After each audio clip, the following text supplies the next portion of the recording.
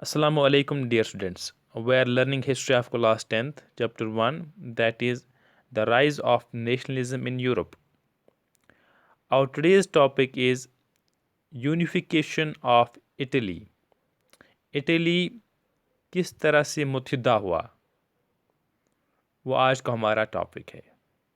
Last lecture में हमने पढ़ा था कि जर्मनी किस तरह से एक नेशन स्टेट बनी, उसकी यूनिफिकेशन कैसे हुई। इसी तरह से हम देखते हैं कि जो इटली की यूनिफिकेशन है, इसमें काफ़ी अरसा लगा, क्योंकि वहाँ पर हम देखते हैं कि जो इटली थी वो जर्मनी की तरह टूटा हुआ था। जो इटलियन ज़बान बोलने वाले थे, वहाँ पर मुख्तलिफ़ डायनास्टी हुकूमत करते थे। अगर हम बात करेंगे जैसे कि हैब्सबर्ग अम्पायर, वो भी वहाँ पर हुकूमत करती थी। इटली बोलने वाले थे, इटालियन बोलने वाले थे, तो कुछ इलाकों में वो भी हुकूमत करते थे। हम देखते हैं कि 19th सेंचुरी में जो इटली थी, इसके 7 मेन हिस्से थे। उनमें से सिर्फ एक जगह, एक स्टेट का नाम सार्डिना पीडमाउंट था। सिर्फ वहाँ पर इटालियन प्रिंसेस हुकूमत करते थे, जो इटालियन ज़बान बोलते थे। तो वहाँ पर सिर्फ सार्डिना पीडमाउंट में वो खुद हुकूमत करते थे। अगर हम नॉर्थ में बात करेंगे, वहाँ पर हैब्सबर्ग, जो ऑस्ट्रियन बेस्ड हैब्सबर्ग्स थे, तो वो वहाँ पर हुकूमत करते थे। सेंटर में पोप की हुकूमत थी। अगर जुनूब की बात करेंगे तो वहाँ पर जो बर्बन डायनास्टी थी, लेकिन वो स्पेन वाली। एक तो थी बर्बन डायनास्टी जो कि फ्रांस पर हुकूमत करती थी, एक बर्बन डायनास्टी जो स्पेन में इस्टेब्लिश्ड थी। तो वो साउथ में हुकूमत करते थे, जुनूब में हुकूमत करते थे।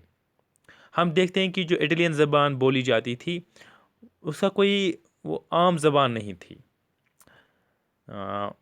और इसके बहुत सारे हम इलाकाई सतह पर या मुकामी सतह पर हम मुख्तलिफ वेरिएशंस देखते हैं। एक जगह एक तरीके से बोली जाती थी इटालियन, दूसरे इलाके में दूसरे तरीके से बोली जाती थी। लेकिन इस सब को चेंज करने का जो रोल था, उसमें एक कलीदी किरदार जो है, उसका नाम था गुसिपी मैज़ीनी। ये जो गुसिपी मैज़ीनी था, इसने 1830s में चाहा कि एक मुदल्लल प्रोग्राम के ज़रिए जो इटालियन रिपब्लिक है इसको मुत्थिद किया जाए। फाइन, ताकि वहाँ पर एक ही हुक्मरान हो, वहाँ पर हुकूमत करे। इसके लिए जो गुसिपी मैज़ीनी था, इसने एक खुफिया तंजीम बनाई जिसका नाम था यंग इटली, ताकि जो इसके ख्यालात थे, जो इसके मकासद थे, वो फैल सके, वो डिसमिनेट हो। हम देखते हैं कि 1831 में और 1848 में, क्योंकि वहाँ जो इनकलाबी थे वो फेल हो जाते हैं, वो कामयाब नहीं होते हैं।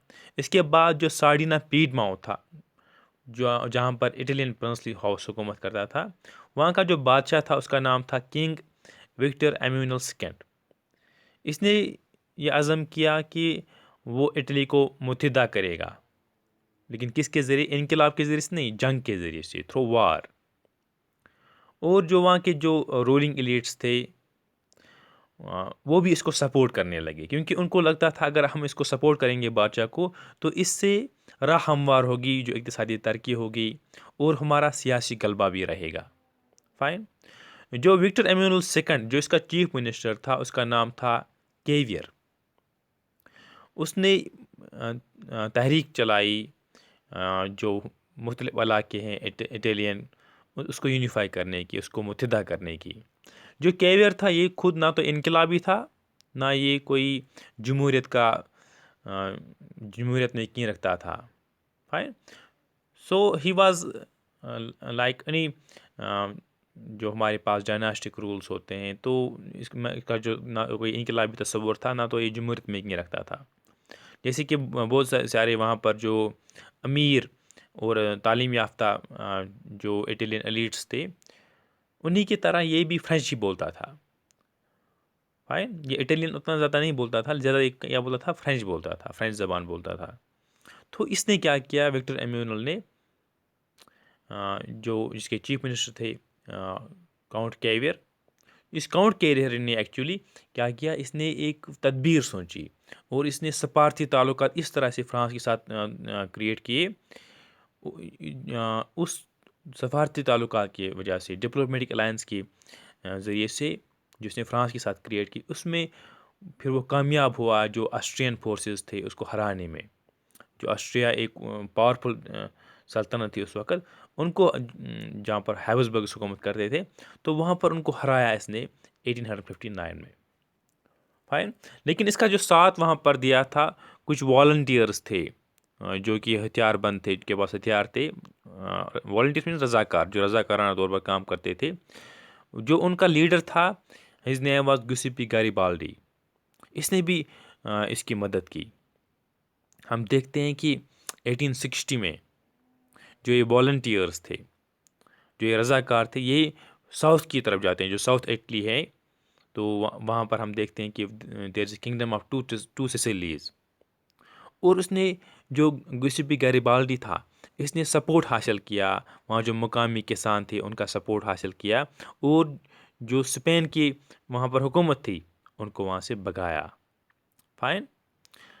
ہم دیکھتے ہیں کہ یہ سب 1860 میں ہوا. 1861 میں اس طرح سے ہم دیکھتے ہیں جو وکٹر ایمینول سیکنڈ ہے، اس کا اعلان کیا جاتا ہے کہ ایک متحدہ اٹلی کا یہ بادشاہ ہے. پہلے یہ صرف بادشاہ تھا سارڈینا پیڈ ماؤنٹ کا، کیونکہ جو اس کا چیف منسٹر جو ایک چالاک بندہ تھا، اس نے سفارتی تعلقات سے پہلے فرانس کو ہرایا، فرانس کو اپنے سائڈ میں لیا، اور پھر آسٹرین فورس کو ہرایا. اور ساؤتھ میں جو رول تھا، وہ کچھ والنٹیئرس تھے، جو آرمڈ والنٹیئرس تھے، جو ہتھیار بند رضاکار تھے، جن کا لیڈر تھے گیوسیپی گیریبالڈی. تو گیوسیپی گیریبالڈی کے ذریعے سے جو اسپینش رولرس تھے، جو اسپینش بربن کنگس تھے، ان کو وہاں سے ہرایا گیا.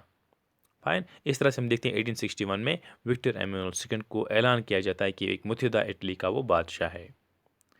لیکن جو اٹلین پاپولیشن تھی اس وقت، چونکہ جو خواندگی کی شرح تھی، جو وہاں پر الٹریسی بہت زیادہ تھی، اور وہ جانتے بھی نہیں تھے کہ یہ لبرل سوچ کیا ہوتی ہے، جو روشن ذہن لوگ ہوتے ہیں وہ کیسے ہوتے ہیں، جو قومیت کا تصور کیا ہے، یہ نظریہ کیا ہے، نیشنلسٹ آئیڈیالوجی کیا ہے، لبرل نیشنل آئیڈیالوجی کیا ہے، اس کے بارے میں وہ جانتے ہی نہیں تھے. فائن.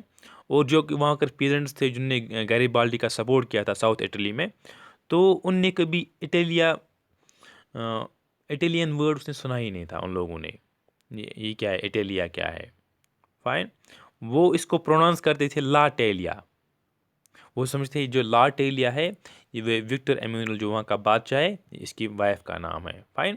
سو کہنے کا مقصد ہے کہ یہ جو یہاں پر ہم دیکھتے ہیں کہ جو اٹلی کی یونیفیکیشن ہوتی ہے، اس میں تو ایک تو کاؤنٹ کیریئر جو خود تھا ایک انقلابی نہیں تھا، نہ تو وہ ڈیموکریٹ تھا، اور جو پاپولیشن تھی، جو ماسس، چونکہ الٹریسی بہت زیادہ تھی، ان کو بھی وہ بھی انقلابی نہیں تھے، ان کو پتہ ہی نہیں تھا کہ لبرل نیشنلسٹ آئیڈیالوجی کیا ہوتی ہے.